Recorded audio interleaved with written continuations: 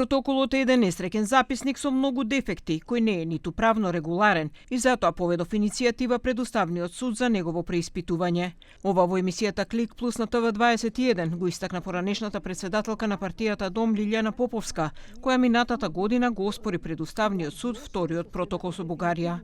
Според неа, ништо нема да се постигне со внесувањето на бугарите во Уставот, туку ќе се нанесеме уште поголема штета во време кога бугарската држава не го признава нашиот македонски идентитет. Протоколот е за мене главен блокатор за почеток на евроинтеграцијата и за незино нормално одвивање и завршување.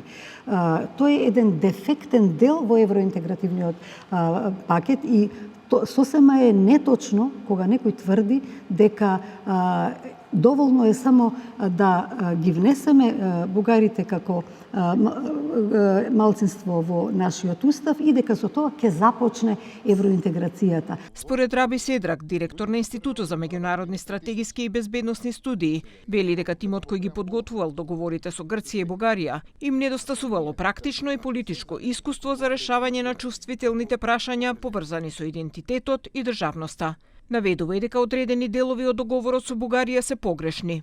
Грешката каде беше? Грешката кога почнеме да спомнуваме зборот на што е заедничка историја. Заедничка. Ние немаме ништо заедничко историја со Бугарија.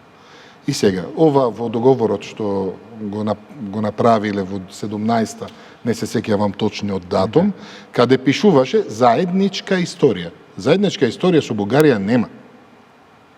Врз основа на што Двајцата соговорници се согласија дека усогласеноста на европската регулатива со македонската е на високо ниво, но дека нивната примена е многу слаба.